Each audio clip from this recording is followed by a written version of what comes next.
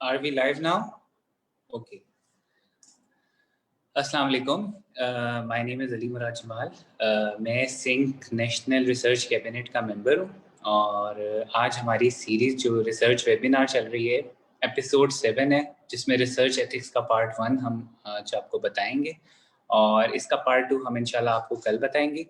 और इससे पहले आपको रिसर्च क्यों करनी चाहिए, क्या करनी चाहिए, मेथोडोलॉजी क्या है रिसर्च की, आपको इसके बारे में हमारे जितने मेंबर्स हैं बाकी हमज़ा नादे, मिशाल फातिमा, महविश, जवाद ज़ैदी और रबिया खुर्शीद और ज़ायना आपको सब बता चुके हैं. अब हम आज एक बहुत इम्पोर्टेंट टॉपिक डिस्कस करेंगे, लेकिन इस पे आगे कंटिन्यू करने से पहले हम चलते हैं तिलावत कुरान मजीद की तरफ, जो जावेद इकबाल करेंगे. तो जावेद इकबाल, आपको हम दावत देते हैं कि आप तिलावत कुरान मजीद अदा करें प्लीज़. أعوذ بالله من الشيطان الرجيم بسم الله الرحمن الرحيم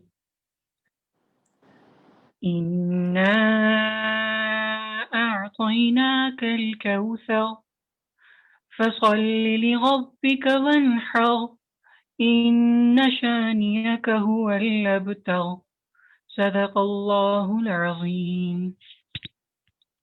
जज़ाकल्लाह. अच्छा, तो आज बेसिकली हमारा टॉपिक है रिसर्च एथिक्स का. इससे पहले आपको इंट्रोडक्शन टू रिसर्च क्यों करनी चाहिए, मेथोडोलॉजी क्या है, रिसर्च कहाँ पब्लिश करानी चाहिए, what are nightmares to publish a research, वो सारा कुछ आपको बताया जा चुका है. ठीक है, तो आज हम आपको ये बताएंगे कि बेसिकली ये सबसे ज़्यादा ज़रूरी इसमें एक चीज़ है कि रिसर्च एथिक्स क्या होते हैं. ठीक है, उसके लिए ज़रूरी ये है कि आपको इस बात का इल्म जानना ज़रूरी है कि सही तरीका क्या है रिसर्च करने का और एक तरीका होता है गलत, जो कि आपने नहीं अपनाना. ठीक है, आज हम बात करेंगे रिसर्च एथिक्स पे, कल हम बात करेंगे एब्स्ट्रैक्ट राइटिंग पे. और आज आपके जितने क्वेश्चंस होंगे काइंडली वो आप अपने कमेंट सेक्शन में दे दिएगा. वो मैं और हमज़ा नादिर इंशाल्लाह कल आखिरी सेगमेंट हमारा क्वेश्चन आंसर्स का सेगमेंट होगा, उसमें आपके क्वेश्चंस लेंगे और आपके प्रॉपर आंसर्स करेंगे. और उसमें सिर्फ इन 2 लेक्चर्स से रिलेटेड आपके क्वेश्चंस ना हो, बेशक जितने हमारी पूरी वेबिनार हुई है उससे रिलेटेड जितने क्वेश्चन हैं आप सारे दे सकते हैं. ठीक है, चलते हैं रिसर्च एथिक्स पे विदाउट वेस्टिंग एनी टाइम. ठीक है, अब हर काम को करने के 2 तरीके होते हैं. एक तरीका होता है कि हम सही तरीका, और एक तरीका होता है कि गलत तरीका. ज़ाहिर है गलत तरीका अपनाएंगे तो हमेशा फंस जाएंगे. और doctor is a very noble profession. Doctor इतना नोबल प्रोफेशन है कि अगर आपने इसमें कोई कोताही कर दी तो आप कल के कायनात के साथ खेल रहे हैं. ठीक है, तो आप दुनिया में तो जवाबदेह होंगे तो आखिरत में भी जवाबदेह होंगे. तो इसलिए आज ये बहुत ज़रूरी टॉपिक है कि रिसर्च एथिक्स क्या हैं, कौन से मॉरल्स हैं, कौन से वैल्यूज़ हैं, कौन से रूल्स हैं जो हमने फॉलो करने हैं. कुछ स्पेसिफिक रूल्स होते हैं ना, जैसे कि हमारे घर में भी रहने के कुछ रूल्स होते हैं, हमारे मुल्क में रहने के कुछ रूल हैं. तो हर घर, हर मोहल्ले, हर घर के और हर कंट्री के अपने रूल्स होते हैं, तो वी शुड फॉलो देम. ठीक है, तो इसी तरह रिसर्च के भी रूल्स हैं. और अगर हम वो रूल्स फॉलो नहीं करते तो ये नहीं कि सिर्फ आखिरत में पकड़ होगी, अगर दुनिया में भी पकड़ होगी तो बहुत इसके कॉन्सिक्वेंसेस बुरे हैं. तो आज हम इसके प्रोज एंड कॉन्स पे रोशनी डालेंगे कि क्या है. और अगर मतलब अगर हमें पकड़ लिया जाएगा कि हमने रिसर्च में 2 नंबरी की हुई है, तो किस तरह से आपको सारे जर्नल से बैन कर दिया जाता है और उसके क्या इफ़ेक्ट्स होते हैं आपकी ज़िंदगी पे. ठीक है, तो 3 चीज़ें ऐसी हैं कि जिसकी जो है ना तब्दीली मुमकिन नहीं. एक होते हैं एथिक्स रूल्स, ठीक है, एक है इंसाफ जो आपने करना होता है, और तीसरी चीज़ है मसावात बराबरी. यानी इन चीज़ों में आपने कोई भी झोल नहीं करना. ठीक है, क्योंकि ये सालाना, साल हाँ साल तो बदल सकता है, तारीख भी बदल सकती है, लेकिन ये 3 चीज़ें नहीं बदल सकती. ठीक है, और एथिक्स इतने ज़रूरी हैं जानने के लिए कि अगर आप गलत तरीका अपनाएंगे, आज आप अगर एक गलत तरीके से रिसर्च पब्लिश करवा लेते हैं तो क्या आपका दिल मुतमईन होगा? और क्या आप ये सवाल अपने आप से नहीं करेंगे कि क्या ये तरीका किसी और ने भी अपनाया होगा? क्या यही तरीका अपना के सारे रिसर्च तो नहीं करते? दिमाग में बहुत सारे सवाल उठते हैं. तो इसलिए ज़रूरी है कि हम एक सीधा तरीका अपनाएं. चलते हैं आगे, हमारी स्लाइड में करता हूँ और आपको बताता हूँ क्या. जैसे कि एक मीम है. अब उसने कहा है कि वो एक रिसर्च परफॉर्म कर रहा है. ठीक है, और वो कह रहा है कि just had a great idea कि I will fill out those surveys myself. जैसे कि आजकल आपने देखा है कि क्वारंटीन है, बहुत से लोग सोशल मीडिया पे, व्हाट्सएप पे फॉर्म्स लगा देते हैं गूगल. ठीक है, बहुत से लोग पढ़े बगैर फॉर्म फिल कर देते हैं. तो क्या इसका इफेक्ट नहीं होता हमारे रिसर्च पे? बिल्कुल होता है. क्या वो अगर हम फॉर्म्स खुद फिल कर देंगे तो क्या उसका इफेक्ट नहीं होगा? बिल्कुल होगा. अगर वो फॉर्म्स हम खुद फिल कर देंगे या अगर वो फॉर्म्स किसी 2 नंबरी से फिल किए जाएंगे, तो जो उसके नताइज होंगे, क्या वो एक्यूरेट होंगे? क्या वो सही होंगे जो हम अप्लाई कर पाएँगे? नहीं, ऐसा कुछ नहीं होगा। तो वो यही कह रही है लड़की कि it's not a great idea, क्योंकि अगर अभी तो हम बच जाएँगे, आगे पकड़ मतलब जो है हमें किसी न किसी तरह फेस करने पड़ेंगे इसके कॉन्सिक्वेंसेस, ठीक है?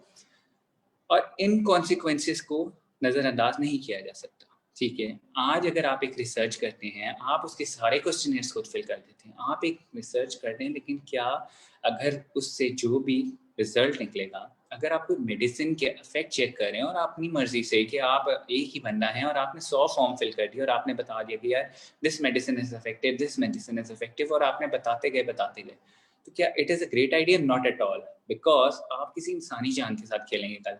अगर आपकी रिसर्च पब्लिश हो जाती तो आपने एक गलत तरीका अपनाया, गलत चीज़ चूज़ की है, ठीक है? इस तरह से आपने अपने साथ भी बेईमानी की है, लोगों के साथ भी बेईमानी की है, और इसका जवाबदेह आपको होना पड़ेगा, क्योंकि अगर उसकी जान चली जाती है, उसकी ओवरडोज़ेज की वज़ह से या डोज़ेज की वज़ह से जो भी है, उसके जो कॉन्सिक्वेंसेज़ आते हैं, तो वो अगर आपको प्रॉपर्ली नहीं पता, तो आपको चाहिए कि पहले उसको जानें, परखें और उसके बाद रिसर्च अपनी पब्लिश करवाएँ, ठीक है? वैसे भी एक मिसाल है, कहते हैं कि पहली दफ़ा जो है सच बोलना जो है ना वो थोड़ा मुश्किल होता है, आगे बहुत आसानियाँ होती हैं, लेकिन अगर झूठ पहले बोलेंगे तो वो आसान होगा, लेकिन आगे बहुत दुश्वारियाँ होंगी। तो इसलिए आप सच बोलने की कोशिश करें, अपने आप को, ताकि दिल को भी सुकून मिले और आगे आप जो है आखिरत में भी और दुनिया में भी जवाबदेह हों, तो आप कामयाब हो सकें, ठीक है? आ जाते हैं हम, कंटेंट्स क्या हैं हमारे रिसर्च के, बेसिकली जो रिसर्च एथिक्स हैं, ठीक है? हर रिसर्च को पब्लिश कराने के लिए 3 मेथड ज़रूरी होते हैं। सबसे पहले बंदा क्या करता है, उस मेडिकल रिसर्च के बारे में सोचता है। फिर उसको अप्लाई करता है कि क्या ये पॉसिबल है या नहीं। उसके लिए आप रिसर्च की स्टडीज़ करते हैं। पबमेड के ऊपर जाके या गूगल स्कॉलर पे जाके, जो कि बाकी सारे मेरे मेंबर्स बता चुके हैं बहुत अच्छे तरीके से। फिर आप क्या करते हैं कि एथिकल कंडक्ट कराते हैं ड्यूरिंग रिसर्च, यानी आप रिसर्च को कंडक्ट करना शुरू करते हैं। उसमें आप डेटा जो है इकट्ठा करना शुरू करते हैं। अब वो डेटा आप 2 नंबरी से भी इकट्ठा कर सकते हैं, ठीक है? लेकिन क्यों 2 नंबरी करनी, जब आप सिंपल एंड प्लेन प्रोसेस से गुज़र के कर सकते हैं, ठीक है? फिर उसके बाद कंडक्ट के बाद रिपोर्ट करने की बारी आती है, जब डेटा आप उसमें भी डंडी मारेंगे तो फिर भी नुकसानात ही होंगे, फिर भी अगर आप गलत तरीका अपनाएँगे तब नुकसान है। ये क्या-क्या है मैं सारे आपको बताऊँगा। और एट द एंड पब्लिशिंग में अगर आप जो है गलत करते हैं कुछ, ठीक है? तो फिर पब्लिश में अगर आपने गलत कर दिया तो फिर आगे क्या नुकसानात होंगे, ये this is a major blunder जो करते हैं हमारे लोग। और फिर क्या होते हैं नुकसानात, तो ये मैं आपको आगे बताऊँगा, ठीक है? अच्छा, सबसे पहले जी एथिक्स होते क्या हैं? मैंने अभी आपको जैसे बताया कि किसी भी कंट्री में रहने के कुछ रूल्स एंड रेगुलेशंस होते हैं, ठीक है? किसी भी घर में रहने के, किसी भी स्ट्रीट में रहने के। बट वो एथिक्स और रूल्स शायद वेरी कर जाएँ। आपने कोई कोताही की है तो शायद आपको सज़ा ना देने के लिए वो रूल्स आपके शहर से बदल जाएँगे। लेकिन मेडिकल की फ़ील्ड में एथिक्स साल-ब-साल सेम रहते हैं। ये रूल्स वो हैं कि जो कभी नहीं चेंज हो सकते। इन रूल्स को अगर आप चेंज करने की कोशिश करेंगे भी ना, तो आप खुद पछताएँगे, ठीक है? तो इसलिए बरए करम आप उन रूल्स को पढ़ें, उनको परखें, उनको समझें और उसके बाद जो है उन प्रिंसिपल्स को फ़ॉलो करें, ताकि आपकी रिसर्च में कोई कॉन्फ्लिक्ट ना आए। आगे से आपको कोई अकाउंटेबल ना करे, आपको कोई जवाब देना हो आप किसी के सामने, ठीक है? आप बहुत अच्छे से एक अच्छे रिसर्चर की तरह, एक अच्छा डॉक्टर वही है कि जो एक ईमानदारी से इलाज करे। इसी तरह एक अच्छा रिसर्चर वही है जो एक ईमानदारी से अपनी रिसर्च कंडक्ट कराए, ठीक है? अब रिसर्च एथिक्स कहाँ-कहाँ, मैंने वही बताई थी, 3 चीज़ें हैं, कंडक्ट करते वक़्त, रिपोर्ट करते वक़्त और पब्लिश करते वक़्त, ठीक है? और एक बात याद रखिएगा, अगर आज आप खुद गलत कर रहे हैं, तो जब जड़ ही गलत है किसी चीज़ की, तो फिर आप कैसे एक्सपेक्ट कर सकते हैं कि वो आगे कोई भी काम सीधा होगा? आप ज़िंदगी में मज़ीद झूठ से झूठ बोलते जाएँगे और परेशानी में फँसते चले जाएँगे, ठीक है? आगे चलते हैं। Ethics in medical research. अच्छा, ये बहुत इम्पोर्टेंट पॉइंट्स हैं। इनको नोट करें, इनको देखें, इनको याद करें और इस पे बहुत गौर करें, ठीक है? जैसे पॉइंट नंबर 1 ये है, सबसे पहले जैसे आप जिसको भी शामिल कर रहे हैं, इवन इन योर ग्रुप, जो आपके रिसर्च मेंबर्स हैं, नॉट ओनली दैट आर मतलब जो वो हैं, सिर्फ वो नहीं है हकदार आपकी रिस्पेक्ट के, इवन द पार्टिसिपेंट्स जिनका आप डेटा इकट्ठा कर रहे हैं, जिनसे आप डेटा लेने जा रहे हैं, ठीक है? आज अगर आप किसी से बदतमीज़ी से पेश आएँगे, तो कोई आपको डेटा देने के लिए कभी तैयार नहीं होगा। किसी की हिस्ट्री लेने चाहते हैं पेशेंट से, तो अगर आप प्यार से हिस्ट्री लेते हैं, तो वो 100 दफ़ा हिस्ट्री देने को तैयार होगा। लेकिन अगर आप रूड होंगे, आप एटीट्यूड दिखाएंगे, आप अपने आप को बहुत डॉक्टर समझ के बहुत ज़्यादा अपने आप को ज़्यादा समझेंगे, तो ये गलत है, ठीक है। तो जिसके पास भी जा रहे हैं वो भी आप जैसा ही है, ठीक है। तो आपने क्या करना है, जिसके पास भी जाएं उस बंदे की रिस्पेक्ट करें, ठीक है। सबसे number one respect, and then you should be honest to your self. अगर आप अपने आप से ऑनेस्ट नहीं होंगे तो फिर बाकियों से क्या ऑनेस्ट होंगे, ठीक है। तो when you are going one by one to everyone, ठीक है, तो आप सबको रिस्पेक्ट दो, सबको इज्जत दोगे। वैसे भी कहते हैं कि जो सबको इज्जत देता है उसको खुद भी इज्जत मिलती है, और जो जो इज्जत नहीं देता उसको नहीं मिलती। तो इसलिए बेहतर ये है कि इज्जत कमाने का बेहतरीन तरीका है कि अल्लाह ताला भी इससे खुश होते हैं और आप भी खुश हों कि भाई आपने किसी को इज्जत दी है तो वो भी आपकी इज्जत करे, ठीक है। उसके बाद दूसरी चीज़, अब आपने क्या किया कि रिसर्चर जो है ना मेक्स द रिसर्चर अकाउंटेबल, यानी कि अब आपने क्या किया कि अगर गलत तरीका अप्लाई किया है ना, खुद सारे फॉर्म फिल कर लिए हैं, खुद 2 नंबरी कर लिए, खुद डेटा कहीं से इकट्ठा कर दिए, खुद डेटा बना दिए, रिसर्चर इज वेरी अकाउंटेबल, यानी कि रिसर्चर को जवाबदेह होना पड़ेगा यार कि अगर आपने गलत काम किया है तो जाहिर है कहीं ना कहीं आपको जवाबदेह होना पड़ेगा। उसके बाद क्या है कि जी ensure that knowledge is reliable and accurate, कि आपको ये याद रखना चाहिए कि जो भी आप रिसर्च करें यार उस पर अच्छी किस्म की स्टडी करें, ठीक है। आप चाहें पबमेड पे, गूगल स्कॉलर पे, read the articles, read the reviews, take the references, go for the topic. And research is something कि रिसर्च एक ऐसी चीज़ है कि जब बंदा करे तो उसे वाकई नहीं पता होता क्या कर रहा है, लेकिन जब वो बन के निकले तो उसे पता हो कि मैंने किया क्या है, ठीक है। तो यानी कि दिस इज समथिंग कि which I don't know what I am doing, but when I have done it तो I should know what I was doing, ठीक है। तो ये बात याद रखें कि रिसर्च जब भी करनी है तो ये नियत से करें कि अभी मुझे नहीं पता, शायद ये चल जाए शायद ना चले, बट दिस डजंट मीन कि आपने करनी है तो it should be a successful one. It can be a disaster, लेकिन उसको आपने फिर पब्लिश के लिए नहीं देना होता, क्योंकि अगर आपको पता है कि रिजल्ट खराब आ रहे हैं तो व्हाट वाज द पर्पस, ठीक है। कोई बात नहीं, you have tried it, you have succeeded, okay. आपने कामयाबी हासिल कर ली कि आपने कोशिश की। अगली चीज़ है जी, आप एथिकल और मोरल स्टैंडर्ड्स, आपकी वही बात कि आपको दिल का इत्मीनान महसूस नहीं होगा, आप सोचते रहेंगे कि यार मैं एक काम कर रहा हूँ वो भी इंसानियत की खिदमत के लिए, जहाँ पे अब अगर इंजीनियर है ना तो ही इज़ डूइंग, ठीक है, मतलब वो गाड़ियों के लिए मशीनरी के लिए काम कर रहा है, ठीक है। तो उसके लिए नुकसानदेह नहीं है अगर वो कोई गलत चीज़ उसमें लगा देगा, बिकॉज उससे जान नहीं चली जानी, ठीक है। लेकिन एक इंसानी जान की बहुत ज़्यादा कीमत है, ठीक है। वैसे भी एक इट्स अ जोक कि कहा जाता है कि कि हमने एक दफ़ा एक इंजीनियर को कहा कि क्या वो चलती गाड़ी पे काम कर सकता है, इसी तरह आप चलते हुए इंसानों पे, एक इंसान अलाइव होता है, you are doing operations on them, ठीक है। तो अगर आप उन पे काम कर रहे हैं तो आपको पता होना चाहिए कि यार इंसानी जान की कीमत बहुत ज़्यादा है, इतनी आसानी से उसको ज़ाया नहीं कराया जा सकता, ठीक है। तो अगर आप इंसान की जान की कीमत जानते हैं, ठीक है, तो आपने अपना ऑनेस्टी दिखानी है, डिग्निटी दिखानी है, आपने अपने आप से ईमानदार होना है, आपने खुद से ईमानदारी शो करनी है। ये नहीं कि आप जो है अगर दूसरों को इज्जत देंगे, सही काम करेंगे तो अल्लाह ताला भी उस काम में बरकत डालेगा और आप ऑटोमेटिकली वो काम कर जाएंगे, आपको पता भी नहीं लगेगा। अच्छा, फिर उसके बाद आ जाते हैं प्रिंसिपल्स। प्रिंसिपल्स क्या होते हैं कि जी सबसे, ये बहुत लंबे चौड़े पॉइंट्स हैं लेकिन टू द पॉइंट मैंने लिखे हैं तो I will be explaining to you, ठीक है। सबसे पहली चीज़ है ह्यूमन डिग्निटी, ठीक है। ह्यूमन डिग्निटी क्या होती है कि आपने उसमें बताना है कि सबसे पहले कि अब आपके कल्चर और norms they can be different, ठीक है, फ्रॉम द अदर वंस, ठीक है। आपके कल्चर और नॉर्म्स फ़र्क हो सकते हैं, आपके जो हैं कल्चर डिफ़र कर सकता है किसी और कल्चर से, अंग्रेज़ों का कल्चर और है, आपका कल्चर और है, ठीक है। तो अब अगर आप किसी रिसर्च में जा रहे हैं तो ये नहीं कि आप अंग्रेज़ों को ठीक करने बैठ जाएंगे, you are doing research. If you go abroad, UK USA में रिसर्च करते हैं तो आपको उनकी पर्सनल लाइफ के अंदर घुसने की ज़रूरत नहीं है। What are they doing, it's their part, वो जो करें उनका मसला, ठीक है। लेकिन आपने अगर अपने कल्चर और नॉर्म्स को उन पे मुसलत करने की कोशिश की तो ये आपके लिए मसाइल पैदा कर सकते हैं। तो दिस इज समथिंग रॉन्ग कि आप ये सोचें। तो दिस इज अ मतलब ह्यूमन डिग्निटी इज कि आप ऑनेस्ट रहें और उसके अलावा कल्चर और नॉर्म्स की रिस्पेक्ट करें, हर एक की रिस्पेक्ट करें। Even he is poor, he is rich, even he is white, he is black, even if it is he or a she, respect everyone, ठीक है, रिस्पेक्ट एवरीवन, ठीक है। उसके बाद दूसरा पॉइंट बहुत इंपॉर्टेंट है कि फ्री एंड इन्फॉर्म्ड कंसेंट हमारे यहाँ बहुत बुरी चीज़ है। हम जाते हैं और हम डेटा इकट्ठा कर लेते हैं, डेटा ले आते हैं, but without asking the patient कि इज ही अलाउइंग अस, वो हमें इजाज़त दे रहा है कि हम उसका डाटा यूज़ कर लें। दिस इज़ समथिंग जो कि पर्सनल है उसका, ठीक है? तो अगर वो इजाज़त ही नहीं दे रहा, तो उससे हम कैसे उसका डाटा छीन के लें? दिस इज़ वेरी रॉन्ग, ये बहुत गलत है। तो हमें चाहिए कि हम जाएँ, हम उनसे इजाज़त लें पर्सनली। बट इसके भी बहुत सारे तरीके हैं, ठीक है? उनको जाके बताएँ कि हम आपका डाटा क्या यूज़ कर सकते हैं।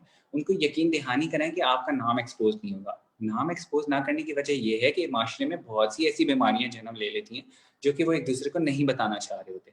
तो अगर आप एक स्ट्रीट में रहते हुए, एक सोसाइटी में रहते हुए उसकी बीमारी को एक्सपोज़ कर देंगे सबके सामने, तो maybe he is accountable, he is answerable to everyone, और फिर वो तंग आ जाएगा इस बात को जवाब देते-देते, and then he will ask you कि आपने क्या किया? तो आप उसकी ज़िंदगी से ना खेलें।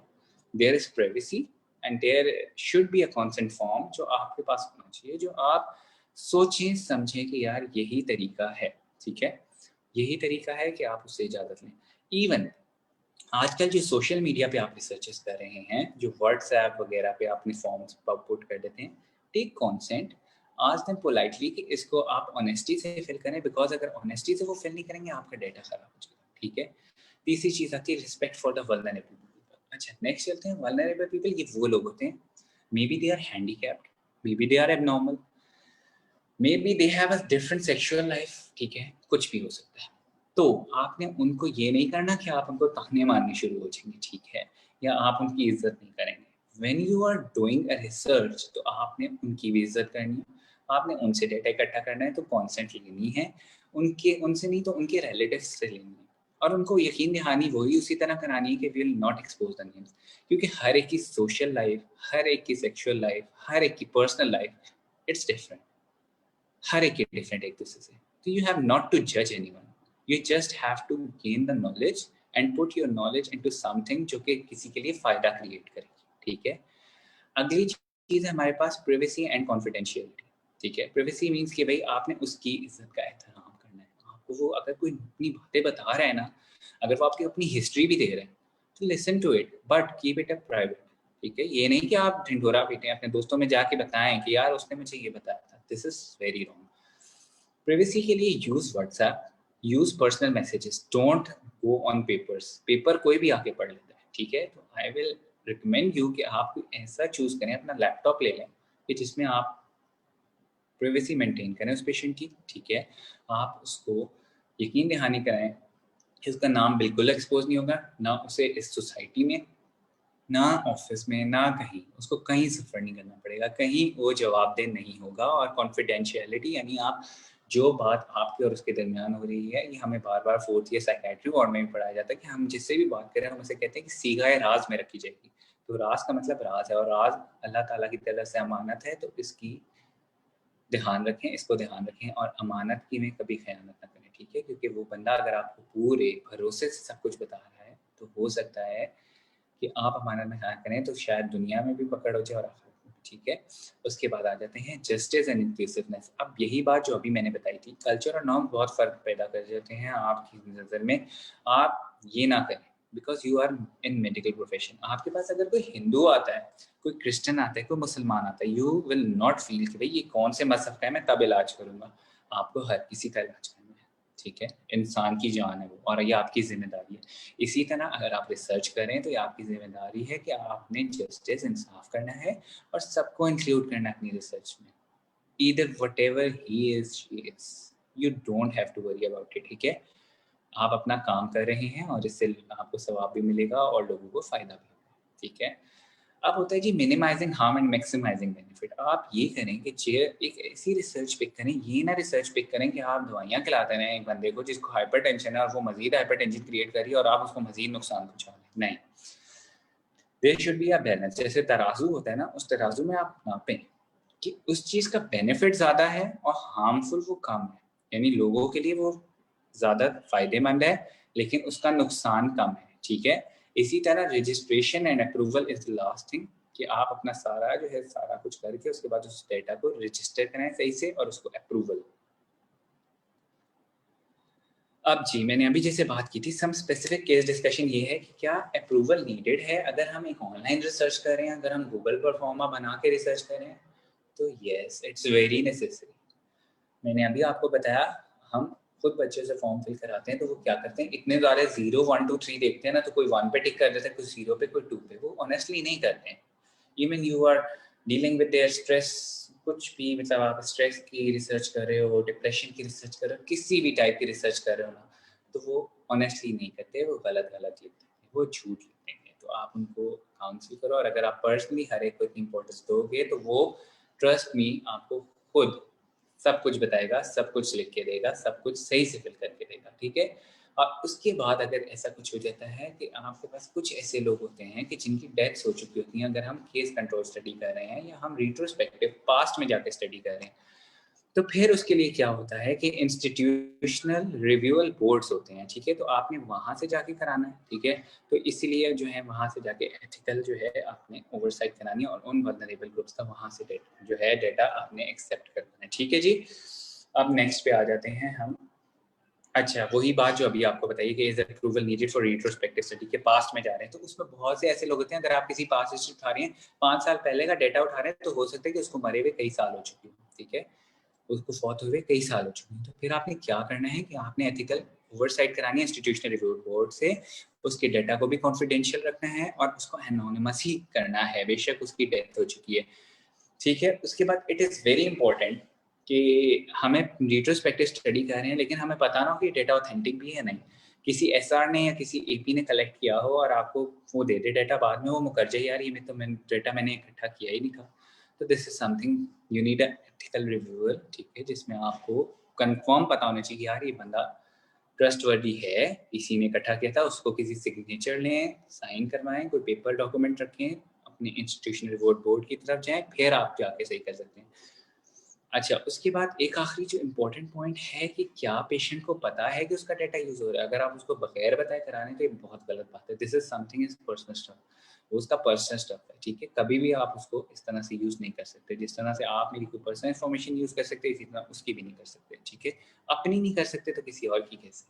अपने आप को हमेशा दिमाग में रखें कि अगर आप खुद पे गुजरे तो कैसा लगता है, तो इसलिए कभी भी नहीं। अच्छा जी, अब रिपोर्टिंग के ऊपर कि जब रिपोर्टिंग कर रहे हैं तो रिपोर्टिंग गाइडलाइंस ना बाकायदा ये 3 प्लेटफॉर्म्स हैं, 3 स्केल्स हैं यहाँ पे दी हुई हैं। आपने गूगल करना है और उसको पढ़ना है। एक कंसॉर्ट है, ठीक है, एक स्ट्रोब है और एक प्रिज्म है।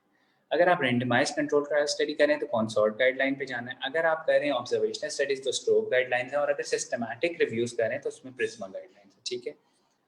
अब ये एक दी हुई जैसे स्ट्रोब स्टेटमेंट, उसमें मैंने यही दिखाया हुआ कि कुछ सवालात होते हैं, कुछ रूल्स एंड रेगुलेशन है जिसको आपने फॉलो करना है। इसी तरह प्रिज्मा की भी है और दूसरी भी, ठीक है। तो गो फॉर इट। इसमें आपने बाकायदा एक्सप्लेन करना होता है आपका टाइटल एब्स्ट्रैक्ट क्या है और एब्स्ट्रैक्ट क्या है, इंट्रोडक्शन क्या है। ये देखिए हर एक के पॉइंट लिखे हुए हैं। नंबर 1 ये है टाइटल एब्स्ट्रैक्ट, नंबर 2 पे बैकग्राउंड क्या है, नंबर 3 ऑब्जेक्टिव क्या है इसका, 4 स्टडी डिज़ाइन क्या है, 5 सेटिंग और 6 पार्टिसिपेंट्स कौन कौन है। तो इसी तरह हर एक दिया हुआ, ठीक है, आप चेक करिएगा। अब रिपोर्टिंग के टाइम, ठीक है, दिस इज वेरी इंपॉर्टेंट कि आप रिपोर्ट कर रहे हैं आप डेटा।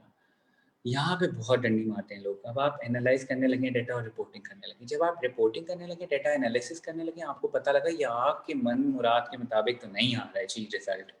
आपको तो चढ़ गया जी गुस्सा कि मैं तो कुछ और रिसर्च करना चाह रहा था, तो इसका रिजल्ट वेरी कर रहा है उससे।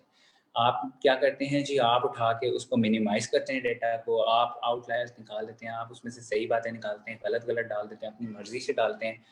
आप अपना फोकस बहुत नैरो कर लेते हैं, यानी कि अब आपको पता है कि अगर वो चीज़ किसी में ज़्यादा आ रही है तो आप रिमूव कर देंगे। यानी आपका जो एक सोच है ना, आपने अपनी सोच रखी हुई है, यार इसी के मुताबिक मेरी रिसर्च होनी चाहिए और मैं इसको फॉलो करूँगा, तो बस यही वाला मैं जो सोचा हुआ रिजल्ट यही होना चाहिए, वरना सबके सामने बदनामी होगी। बदनामी इस चीज़ में नहीं होगी, बदनामी तब होगी अगर आप गलत चीज़ देंगे। तो ट्राई करेंगे आप ऑनेस्टी दिखाएं, ठीक है। आप मत मिनिमाइज करें, आप मत निकालें उस चीज़ों को, आप मत मैनिपुलेट करें, आप अपनी तरफ से मत डालें, आप अपनी तरफ से नेगेटिव फाइंडिंग्स ना निकालें, खुदारा ये ना करें, ठीक है। दूसरी चीज़ है डेटा फैब्रिकेशन। अब वही बात, जैसे फैब्रिकेशन मतलब कि आपने डेटा में पंगे ले लिए। डेटा में जैसे आपने देखा कि 30 साल की जो उम्र है और 40 साल के दरमियान बहुत ज़्यादा केसेस आ रहे थे, ठीक है, लेकिन आपको 40 से 50 के दरमियान में मिले, तो आपने कहा नहीं, सोचा तो मैंने 30 से 40 ही था, तो आपने 30 से 40 वालों को थोड़ा मजीद बढ़ा दिया अपनी मर्जी से। तो दिस इज समथिंग वेरी गलत है। उसके बाद प्लेजरिज्म, ठीक है, it is very very very bad. इसमें क्या होता है, ठीक है, प्लेजरिज्म मीन कि आप आर्टिकल्स को रिव्यू करो, आप आर्टिकल स्टडी करें और उठ के अपना आर्टिकल लिखने की बजाय किसी का कहीं से कॉपी पेस्ट कर लिया, किसी का एब्स्ट्रैक्ट कॉपी पेस्ट कर लिया, किसी का इंट्रो कॉपी पेस्ट कर लिया, किसी का, no, you don't have to do it. इससे तो आप फौरन पकड़े जाएंगे, क्योंकि वहाँ पे टीम्स बैठी होती हैं जो पकड़ लेती हैं, ठीक है, वहाँ पे वो देख लेंगे। अगर आपने इसको लिखना है तो जैसे कि पिछले सेशन में बताया गया है कि रिसर्च अपने अल्फाज में लिखो, अपने वर्ड्स में लिखेंगे, लेकिन रेफरेंस आप मेंशन करेंगे कि वी हैव अंडरस्टूड दिस, कि भाई ये बात है, लेकिन रेफरेंस स्टडी का वो वाला है, और रेफरेंस मेंशन करना है 1 2 3 4, वो पूरी आपको राइटिंग सिखाई हुई है, ठीक है, उन लोगों ने। तो आप लिखो, तो आप उसको अपने वर्ड्स में एक्सप्लेन करना, how much it is difficult, बात तो वही है, लेकिन अपने अल्फाज यूज करने। तो be like sincere and don't do it, ठीक है। अगला है पुअर डेटा मैनेजमेंट। वही बात, डेटा मैनेजमेंट पुअर का मतलब ये आपने फाइल में डेटा लिखा सबका, पेशेंट का नाम भी लिखा, एज भी लिखा, जेंडर भी, इसकी पर्सनल बातें भी लिखी, एट द एंड आपने क्या किया, ये फाइल यहाँ पे रख के भूल गए।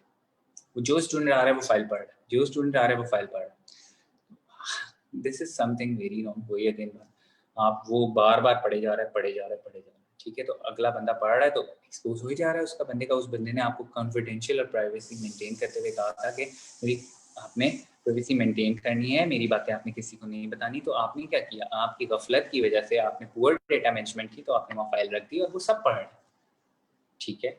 फिर conflicts of interest, this is very important कि आप, भाई अगर मैंने किसी से कोई ड्रग वाला जो है, किसी स्पेसिफिक ड्रग वाले ने मुझे ढेर सारा पैसा दे दिया और मैं अपनी तरफ से रिसर्च कर दूं, this drug is very effective for the treatment of this disease, is it ethical? Not at all. मैंने पैसा ले लिया, मैंने उसके साथ डील कर ली, मैंने रिसर्च बना दी, मैंने अपनी तरफ से परफॉर्मा फिल कर लिए, कल को इससे जितनी जाने जाएंगी, नुकसान होगा, आपके जिम्मे, सब कुछ आपके ऊपर आएगा। तो नहीं, ये बहुत गलत चीज़ है। तो कॉन्फ्लिक्ट ऑफ इंटरेस्ट, अपने मफाद के लिए कभी ऐसा नहीं करना, ठीक है। अच्छा, पब्लिशिंग के वक्त क्या क्या हो सकता है? अच्छा, पब्लिशिंग के वक्त ये कि प्रॉब्लम्स क्या क्या आती हैं। जी, हमारे माशरे में बड़ा कॉमन है कि कहीं टीचर को खुश करना है, वाइवे में नंबर चाहिए, ठीक है, तो आपने क्या किया, गिफ्ट ऑथरशिप, ठीक है। और किसी दोस्त को खुश करना है तो आपने गिफ्ट कर दी, यानी उस बच्चे को पता भी नहीं है कि रिसर्च होती क्या है, उस बच्चे को इल्म भी नहीं है और उसको आइडिया भी नहीं है कि रिसर्च किस टॉपिक पर हो रही है, और आपने उठा के उसको गिफ्ट कर दी authorship. This is so unethical, ठीक है। जब उस बंदे को अलिफ बे नहीं पता, तो क्या ये बेहतर नहीं कि आप पहले उसको सिखाओ, ठीक है। तो ये तो हमारा दीन भी कहता है कि अगर किसी को इल्म नहीं आता तो उसका इल्म दो, ठीक है, जो उसके मफाद के लिए हो। तो आप उसको सिखाओ, उसको रिसर्च सिखाओ, आप उसको रिसर्च सिखाओगे, उसको डेटा एनालिसिस करना सिखाओगे, इंट्रो लिखना सिखाओगे, तो उसका भी तो फायदा होगा ना। डेटा एनालिसिस, डेटा कलेक्ट कैसे करते, सब कुछ सिखाओ। उसके बाद अगर आप उसको ऑथरशिप देते हो तो दिस इज हिज राइट और हर राइट, ठीक है, ये उसका हक है। लेकिन अगर आप गिफ्ट में या ऑनरी का मतलब ऐसे ही आप जो खुशी खुशी किसी को इज्जत देने को दे रहे हैं, तो दिस इज वेरी रॉन्ग। कभी भी नहीं, ये नहीं हरकत करनी, ठीक है। दूसरी बात, अब अगर होता यह है कि मैं एक रिसर्चर हूँ और मैंने अपने ग्रुप में किसी को बोलना ही नहीं देना, मैं सबकी जिम्मेदारी जो है ना खुद से ले लेता हूँ, ठीक है, और सब काम खुद कर रहा हूँ, मुझे डाटा कलेक्ट करना है, मुझे डाटा एनालिसिस करनी है, मैं ही पब्लिश कराऊंगा, मैं ही पेपर लिखूंगा। इससे क्या होता है, सारी जिम्मेदारी खुद पे डाल ली, और खुद पे डालने का मकसद ये है कि आपने क्या किया, हु टेक्स रिस्पॉन्सिबिलिटी को डिस्ट्रीब्यूट करना है। कभी कभी कुछ गलत हुआ रिसर्च में तो पकड़े तो फिर आपने जाना है। तो इफ़ यू आर 5 और 6 people, 7 people, divide the work, ठीक है, काम को डिवाइड करोगे उतना अच्छा काम होगा। किसी को कहो डाटा एनालिसिस करें, रिपोर्टिंग में जाए 3-4 बंदे, एनालिसिस करें 1 बंदा, ठीक है, और डाटा कलेक्ट करें 3-4 बंदे जाके। तो इस तरह से बहुत से ऑथर्स हो जाते हैं। एक टीम बनाए, उस टीम के थ्रू काम करें, because team work is very necessary in research. तो तीसरी चीज़, duplicate publications, prior publications, this is very common. कि क्या होता है कि डुप्लीकेट, डबल डबल जगह आप पब्लिश नहीं करा सकते रिसर्च। आपने पाकिस्तान में करा ली एक जर्नल में, उसके बाद जी आपका दिल हुआ चलें जी हमें तो यूके से भी ऑफर करेगी, वहाँ पे भी भेज देते हैं। वहाँ भेजोगे तो ऑलरेडी उनको पता लग जाएगा, कितनी बदनामी होगी कि आपका रिसर्च एक जगह पब्लिश हुई थी, आपने उठा के दूसरी जगह भी भेज दी। और अक्सर एक और बात होती है जो कि मैं एंड में बताऊंगा, कि अनइंडेक्स जर्नल्स होते हैं पाकिस्तान के कुछ, जिसमें हम पब्लिश तो करा लेते हैं लेकिन वो पबमेड इंडेक्स नहीं होते, वो उसकी इंडेक्सेशन ही हुई होती बाहर के मुल्कों में, जिसकी वजह से उनको पता ही नहीं लगता, और बाहर वही बंदा जाके अपने नाम से, कोई आपका दोस्त, पब्लिश करा देता है। तो आपकी यहाँ वाली रिसर्च क्वेश्चनेबल हो जाती है, और वहाँ वो जाके मज़े से एक नई रिसर्च के तौर पे आप ही की रिसर्च को अपने नाम से पब्लिश करा लेता है, क्योंकि यहाँ आपने एक ऐसे जर्नल में दे दी जिसका नाम इतना ज़्यादा नहीं था या जिसको जाना नहीं जाता था दुनिया में। तो दिस इज़ वेरी रॉन्ग, अपने साथ गलत ना करें। अपने आप को बताएं कि टाइम लगता है अच्छे जर्नल में जाने के लिए, उसके लिए मेहनत लगती है, लेकिन मेहनत में अजमत है। आराम आराम से काम करें और उसी काम में जो है दिलचस्पी लें, जो कि आपको लगे कि आगे जाके वो फ्रूटफुल साबित होगा, जिसका फल आपको मिलेगा। सिंगल सबमिशन पॉलिसी होनी चाहिए, एक जवाब पब्लिश करें। ये नहीं कि मैं यहाँ पे भी करा रहा हूँ, मैंने आज JRMC में भी करा दिया, मैंने कल क्यूरियस में भी भेज दिया, मैंने आगे जी RMJ में भी भेज दिया। नहीं, आपने इस तरह नहीं करना। आपने एक जर्नल रखना है, एक जर्नल, ताकि आपकी कोई क्वेश्चनेबल ना हो रिसर्च कि आपने ऐसा क्यों किया था। But remember again, index journals को चूज करें जो कि पबमेड इंडेक्स्ड हैं या जिनकी रिकॉग्निशन है, जो पहचाने जाते हैं। ऐसे नहीं कि जो नहीं पहचाने जाते। कई जगह है जहाँ 2-2 हज़ार रुपए दे के भी आप रिसर्च पब्लिश करा लेंगे, बट वट फॉर, ज़ाया हो जाएगी। कॉपीराइट और क्रिएटिव कॉमन लाइसेंस और ओपन एक्सेस। अब ये होती है दो चीज़ें, ओपन लाइसेंस होता है एक, ओपन एक्सेस एक क्लोज एक्सेस। जब आप किसी जगह रिसर्च देते हैं ना, तो ये प्रॉब्लम नहीं बेसिकली, तो वो आपसे पूछता होता है। कॉपीराइट्स हो सकते हैं तो वो पूछ सकता है कि आपसे ओपन एक्सेस करनी है, सबको फ्री में देखे रिसर्च, या क्लोज एक्सेस या पैसे देके देखे। तो ये जर्नल टू जर्नल वेरी करता है और ये उन पर डिपेंड करता है। अगर आपने फर्दर रूल्स जानने हैं ना कि क्या हैं, तो ये 3 लिंक्स शेयर कर दूंगा मैं कमेंट सेक्शन में भी, और आप इनको यहाँ भी देख सकते हैं कि ये है जो डिक्लेरेशन ऑफ हेल्सिंकी और committee on publication ethic guideline है, फिर international counselling medical journal editors. ठीक है, ये 3 हैं, तो आपने इन तीनों को जाके रिव्यू कर लेना। इनकी गाइडलाइन आप इसको फॉलो करेंगे, आपके ऊपर कभी कोई मुसीबत नहीं आएगी। ठीक है, इस्तेमाल अभी तक जो बातें की हैं, तो इसमें मैंने यही बताया है कि सबसे ज़रूरी ये है कि आप अपने आप से ऑनेस्ट रहें, सिंसियर रहें। ठीक है, कोई ऐसा गलत काम ना करें जिसकी वजह से आपको पकड़ हो और आप जो है फ्यूचर में क्या आपके नुकसान हो सकते हैं। ये अभी हम उसी पे आ रहे हैं, जो करेक्शंस और रिट्रैक्शन। करेक्शन और रिट्रैक्शंस बेसिकली यही हैं जो हमें बताएंगे आगे कि अगर अब हमने गलत रिसर्च करा दी है। अब ये तो आप पे डिपेंड करता है कि आपने जो कोताही करके गलत रिसर्च पब्लिश कराई है, कि वो कोताही में ही कराई है या जानबूझ के। लेकिन आगे भी बैठे हैं बहुत ज़्यादा सियाने लोग, माशाल्लाह, तो वो भी इंटेलिजेंट हैं, वो बहुत आसानी से पकड़ लेते हैं। अगर तो उन्होंने देख लिया कि यार इन्होंने जान के कराई है, तो फिर क्या कॉन्सिक्वेंसेस होंगे वो आगे बताता हूँ। लेकिन इसी तरह अगर आप स्टेप बाय स्टेप, जैसे कि सीढ़ी ब सीढ़ी चढ़ेंगे, तभी आप कामयाब होंगे। एक सीढ़ी को छोड़ के दूसरी पे पाँव रखेंगे तो गिर जाएंगे। ठीक है, तो ट्राई करें कि आप एक एक सीढ़ी पे कदम रखते हुए आगे बढ़ें। नहीं आता तो सीखें, सीखने से ही बेहतरी आती है। अब अगर आपको एक ऑपरेशन नहीं आता तो आप उसको सीखोगे, आप कभी भी ऑपरेट करने नहीं लग जाओगे। डायरेक्ट डायरेक्ट ऑपरेट करोगे तो उसमें 100 गलतियाँ आएंगी। सीखने के लिए इतना बड़ा प्लेटफॉर्म आपको दिया, ये वेबिनार सीरीज हैं जिसमें आपको इतने सारे लेक्चर्स दिए हैं, तो आप इनको बार बार देखो, इनसे सीखो, आगे बढ़ो। अब आ जाते हैं करेक्शंस और रिट्रैक्शंस पे। होता क्या है, एक रिसर्च आपने पब्लिश कराई है, ठीक है, पब्लिश करने को दी है बेसिकली। अब वो जब गई है ना एडिटर जर्नल के पास, और अब उसको पता लगता है जी इसमें तो गलती है, फिर जी आपका जो है लेटर ऑफ कंसर्न निकल आता है। यानी वो अब थोड़ा डाउट में आ जाते हैं कि क्या ये जो है सही है या नहीं है, इसने जान के कोताही की है या इसको गलती से ही हुआ है इसने जो किया। ठीक है, तो ये बात है। तो अब उसके बाद वो भी आपके ऊपर इन्वेस्टिगेशन बिठाते हैं अच्छी खासी, आपके किए कराए पे पानी फेर के। ठीक है, तो इसलिए पहले आप चाहें तो पहले आप एक काम करें, आप अपनी जब रिसर्च कर लें तो 2-3 ऐसे लोग या 4-5 ऐसे लोग रखें कि जिनको रिसर्च का आइडिया हो, आप उनसे रिव्यू कराओ ना। ठीक है, कुछ आपके दोस्त होंगे, कुछ आपके सीनियर्स होंगे, कुछ आपके प्रोफेसर्स होंगे। रिसर्च तो आप किसी भी लेवल पे कर सकते हो। And you know how much research is important. इसके पीएमडीसी के लिए अलग मार्क्स हैं, आपने एफसीपीएस करना अलग मार्क्स हैं, प्लैब करने अलग मार्क्स हैं, यूएसएमएलई करने अलग मार्क्स हैं। तो दैट इज इट। तो हम वापस अपने टॉपिक पे आते हैं कि भाई अगर तो उसने पकड़ लिया कि आपने 2 नंबरी की हुई है, तो अब ये 2 नंबरी जान के हुई है या गलती से हुई है, इसके लिए वो आप खुद जांच पड़ताल करेंगे। अब वो कुछ स्टेप्स लेंगे। पहला स्टेप उन्होंने होता है आपके बारे में लेटर ऑफ कंसर्न निकाल देंगे। आपके बारे में लेटर ऑफ कंसर्न निकाल दिया कि ये बंदा डाउटफुल है, ही और she is a doubtful person, check him और हर। ठीक है, इस पे चेक रखें। अब आपकी जो पिछली रिसर्चेस थी उनका भी जो है सारा वो खोल के फाइल्स बैठ जाते हैं। अगली करने वाली रिसर्चेस को भी इसी तरह मुश्किलात का सामना करना पड़ता है। सेकंड चीज़ क्या होती है, अब अगर तो आपकी करेक्ट है रिसर्च और उसमें आपने जान के नहीं गलती से कोताही की थी, तो आपकी रिसर्च के आगे करेक्शंस लिख के भेज देंगे and they will ask you in a few weeks few time कि आप इसको करेक्ट करो और वापस भेज दो, फिर वो एक्सेप्ट करेंगे। एंड इफ उन्होंने ले लिया कि दिस इज जो है अनइंटेंशनल, जो आपने जान की जो है अनइंटेंशनल है, तो जो है तो और पता लगे कि जान के मिस्टेक्स नहीं है, वो आपके आर्टिकल पे बड़ा बड़ा लिख देंगे, दिस आर्टिकल इज रिट्रैक्टेड, और रिट्रैक्शन, रिट्रैक्ट द आर्टिकल, इस आर्टिकल को रिट्रैक्ट कर दें। ठीक हो गया? अब जी कॉन्सिक्वेंसेस क्या होंगे?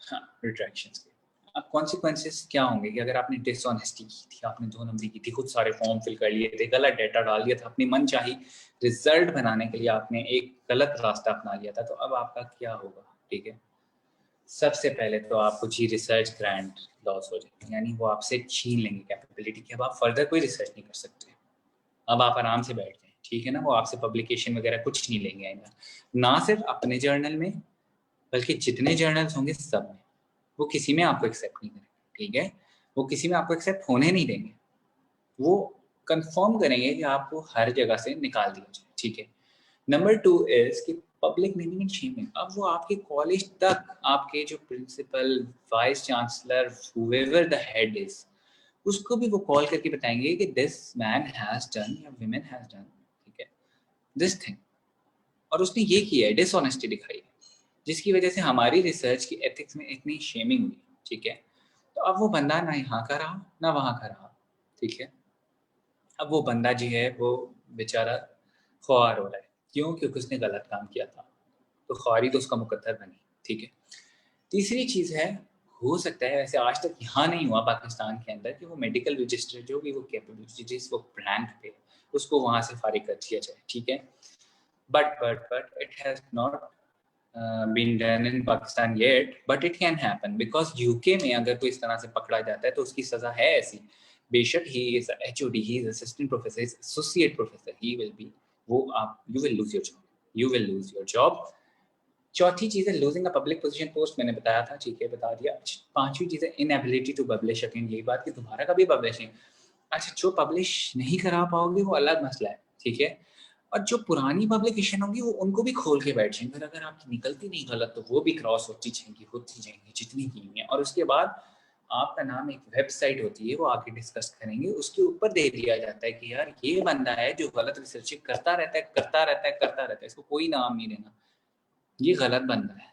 ठीक है, तो आपको कितना बुरा नाम आएगा। ठीक है, आखिरी चीज़ कि आपके साथ कौन तैयार होगा काम करने के लिए अगर आप 2 नंबरियाँ करते रहेंगे, कोई को रिसर्चर एग्री नहीं करेगा, उनको तो पता होगा यार ये काम ही गलत करता है, तो क्या करना है हमने इसके साथ काम करना, नेवर एवर डू इट।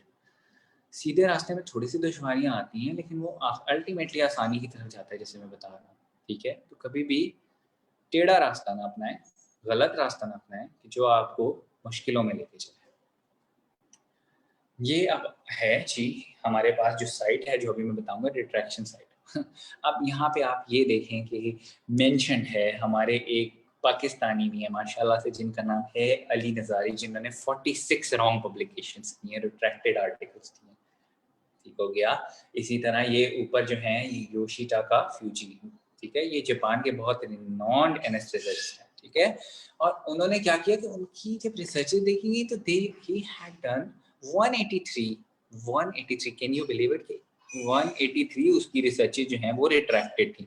इसी तरह you have a whole list, और इस लिस्ट में अगर आप अपना नाम नहीं चाहते तो आप सीधा रास्ता अपना, ये एक साइट है जहाँ पे आप जाके चेक कर सकते हैं, बताएं। ठीक है, ये देखिए जी, अब आपके पास आ गया कि मैं बता रहा था जैसे कि वो कैसे लिखते हैं करेक्टेड आर्टिकल, करेक्शन या रिट्रैक्शन। अब देखिए यहाँ पे अगर आप देखें तो मेरा कर्सर शो कर रहा हो अगर आपको, तो ये retraction, you can see here retraction लिखा है आपके आर्टिकल के साथ, ये है ही गलत आर्टिकल, ये तो रिट्रैक्शन है। अब क्या होगा, दुनिया भर में कोई भी पबमेड खोलेगा, आपका आर्टिकल खुलेगा तो सामने बहुत अच्छा सा फैंसी है, बट उसके ऊपर अगर इतना बड़ा रिट्रैक्शन लिख दिया तो इसका मतलब वो आर्टिकल तो ज़ाया होगा, आपकी बदनामी होगी।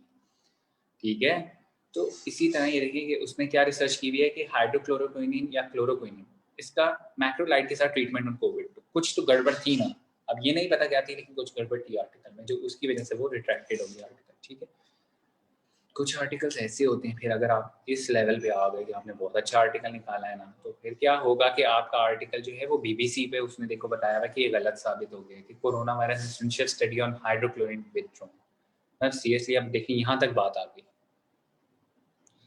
ठीक है, तो ये बात भी नहीं सही। अच्छा, अगली स्लाइड पे जाने से पहले 2 मिनट की ब्रेक लेते हैं, अजान हो रही है, फिर मैं I will be right back.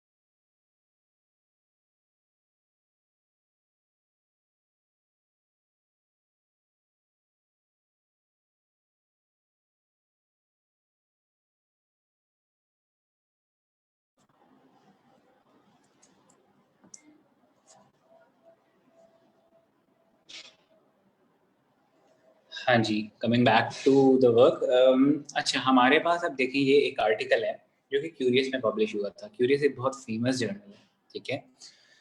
अब यहाँ पे ये रिट्रैक्शन लिखा हुआ है। Basically it was not a retracted article, it was मतलब ये एक रिट्रैक्टेड आर्टिकल नहीं था, ये पब्लिश तो हुआ था as a new article.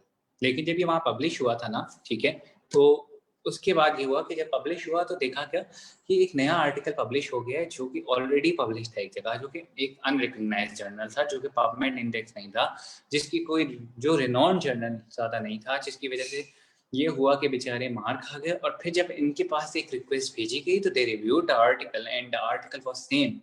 Article बिल्कुल वही था जो यहाँ छपा हुआ है, वो हमारे JRMC में छपा हुआ था। You can see the topic, उसने यहाँ पे भी लिखा हुआ है ट्यूबुलोविलस एडिनोमा, ठीक है, इन ड्यूटेनम। ठीक हो गया इसका rare case. Same to same article आप अगले पे देखेंगे, ये क्यूरियस में देखें, आप पब्लिश हुआ था, ठीक है, लेकिन ये रिट्रैक्ट हुआ है, यानी इसको रिट्रैक्शन कराया गया। अब उसके ऊपर बड़ा बड़ा आगे रिट्रैक्शन लिखा हुआ, और ऑब्वियसली जिसने भी किया उसके ऊपर आगे लेटर ऑफ कंसर्न गया हो गया, सारी उसके ऊपर कमेटी बैठी होगी और पीछे उसके सारे आर्टिकल्स चेक हो रहे होंगे। ये रहा हमारा JRMC का जर्नल, ठीक है। उसमें देखिए सामने लिखा हुआ आपका रेयर केस ही है ये, ड्यूडेनल ट्यूबुलोविलस एडिनोमा, ठीक है। तो ड्यूडेनल ट्यूबुलोविलस एडिनोमा का केस यहाँ जो हमने किसी, जैसे कि हमारे देखें ऑथर्स लिखे हुए हैं कि इमरान खान है, मोहम्मद सल्फान शफीक और जुनैरा, और यही वाला आर्टिकल जाके यही लिखें, गलत, मतलब बिल्कुल जो है ना, एक वही है और दो ऑथर्स बदल गए।